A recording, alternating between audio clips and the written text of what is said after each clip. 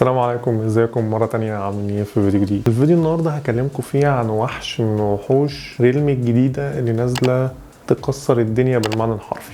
والوحش ده هو من شركة ريلمي، وهو ريلمي جي تي 5 برو.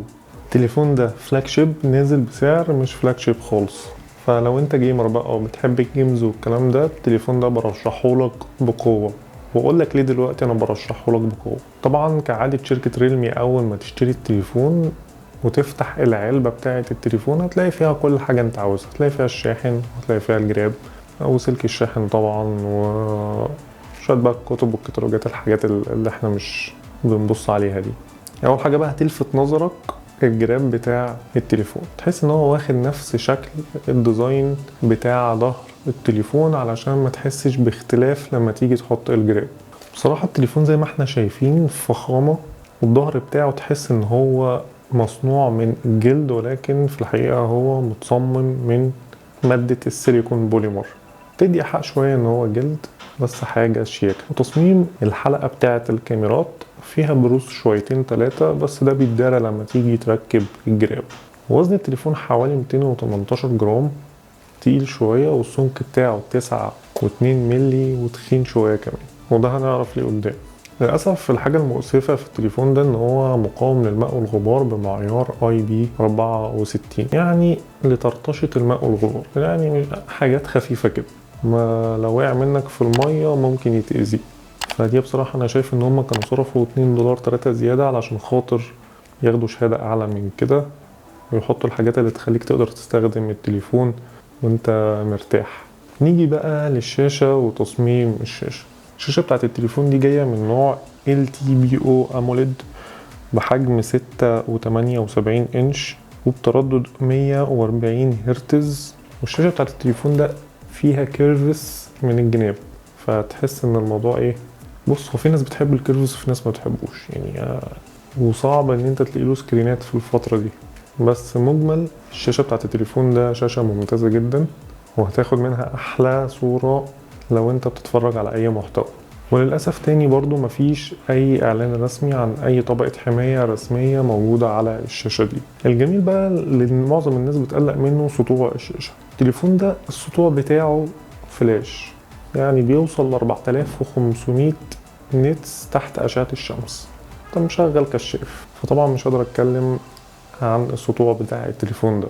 نيجي بقى للسماعات بتاعة التليفون ده جاي بسماعات ستيريو سبيكر، سماعات قوية جدا ونقية جدا، ومفيش فيها اي مشكلة لو انت بتتفرج على محتوى. والحاجة الجميلة برضو اللي حبيتها فيه البصمة بتاعة الشاشة. البصمة طبعا موجودة اسفل الشاشة وسريعة، وبتلقط من اول ما تشوف صباعك، مش من اول ما تحط عليها، من اول ما تشوف صباعك بتفتح اللوك بتاع التليفون. نخش بقى على الاداء، وده اللي يهمنا في التليفون ده جاي بمعالج من سناب دراجون 8 جين 3، ده اقوى معالج موجود في السوق، بل موجود في العالم دلوقتي. ده طبعا بالنسبة لنظام الاندرويد، وده طبعا بمعمارية 4 نانومتر مع ذاكرة تخزين UFS 4.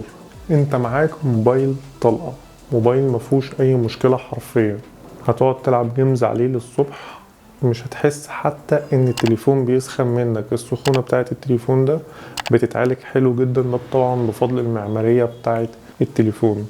ولو انت بتلعب جيمز مثلا، تلعب لعبة او عايز تنقل او تنتقل لحاجة تانية علشان خاطر افتكرت حاجة عايز تعملها وسبت اللعبة زي ما هي، في مود بيشتغل في التليفون بيسيب لك الحاجة موجودة زي ما هي، ما بيعيدلكش فتحها من اول وجديد. زي ما انت ما سبت اللعبة مثلا، تيجي ترجع لها تاني بعد 5 دقايق ولا حاجة هتلاقيها زي ما هي في نفس المكان اللي انت فيه. الوضع ده اسمه ديديكيتد رام، ده تقدر تشغله في بعض التطبيقات، وتقدر طبعا توقفه في بعض التطبيقات. وطبعا التليفون ده بيدعم اندرويد 14، وده مبني على نظام ريلمي UI 5.0. نيجي لأداء البطارية. التليفون ده جاي ببطارية بحجم 5400 ملي أمبير، ممتاز، مع شاحن موجود في العلبة بحجم 100 واط شكل. وطبعا بيدعم الشاحن اللاسلكي بقوة 50 واط، ده كده بيضرب كل التليفونات. طبعا مش هتكلم او اعلق او اقول اي حاجة، نو كومنت. نخش بقى على اداء الكاميرات. التليفون ده جاي ب3 كاميرات في الخلف. اول كاميرا معانا 50 ميجا بكسل، ودي الكاميرا الاساسيه دي بفتحه عدسه 1.7. وتاني كاميرا معانا 50 ميجا بكسل، دي بتصور بيرسكوب، دي بفتحه عدسه 2.6. تالت كاميرا معانا 8 ميجا بكسل فتحة عدسة 2.2 عشان تديك تصوير واسع. وطبعا الكاميرا الأمامية 32 ميجا بكسل فتحة عدسة 2.5. الصور في التليفون ده ممتازة جدا، ومميزات الكاميرات دي في السريع: الكاميرا الأساسية فيها مثبت بصري حقيقي، وبتدعم فيديوهات لحد 8K، وفيها طبعا خاصية الدولبي فيجن بجودة 4K. وجميل برضو ان التليفون بيدعم مايك اضافي عشان يعزل الضوضاء من حواليك. ولو اتكلمنا عن الزوم، التليفون ده بيوصل بالزوم لحد 120 اكس، بس طبعا مش زي سامسونج S23 الترا، في فرق طبعا في التصوير. بس كمجمل الكاميرات هتديك اداء ممتاز جدا لو انت بتحب تصوير محتوى او شغال ب 24 ساعه على الانستجرام والكلام ده. في حاجه بقى ما كلمتكوش عليها في التليفون ده، ميزه جميله جدا اسمها بصمه كف الايد. يعني انت تقدر من على الهوا كده تحط ايدك في التليفون من فوق يفتح اللوك، بدل ما تفتح بلوك بصمه الايد العاديه. ده لو انت قاعد بتاكل بقى وايدك مش نظيفه وبتاع، تحط ايدك في الكاميرا كده تلاقي اللوك فتح. غير بقى ان انت تقدر في ايماءات مثلا انت عايز من توري كده ناحيه الكاميرا ايديك، تقدر بقى تشاور تنزل تحت شمال يمين، تفتح اي ابلكيشن عن طريق الايماءات دي من خلال الكاميرا الاساسيه. وطبعا سنسورز موجوده في التليفون تقدر تتحكم فيه عن بعد. ودي انا واثق ان شاء الله ان في الاصدارات الجديده هتتحسن وهتبقى احسن من كده بكتير. بس كفكره موجوده في التليفون ده فكره حلوه جدا، ما اعتقدش ان هي دلوقتي موجوده في اي تليفون تاني. التليفون طبعا بيدعم جميع المستشعرات، بتشتغل بصوره كويسه جدا، وطبعا بيدعم ال NFC لكل الناس اللي بيهمها ال NFC. وكمان شبكات التليفون ده ممتازه جدا ومفيش فيها اي مشاكل. نيجي بقى لاخر حاجه وهي السعر. التليفون ده لو ليك حد بره وهيعرف يجيبهولك هيجيبهولك ب $500، ده السعر الرسمي بتاعه. موجود هنا في مصر للنسخه اللي هي 16 جيجا رام مع 256 عامل 34,000 جنيه. واما النسخه الكبيره اللي هي طبعا 16 جيجا رام مع 1 تيرا ده عامل 40,000 جنيه. وممكن برضو تلاقيه ازيد من كده مع زيادة الدولار اللي احنا شايفينها بطريقة جنونية دي.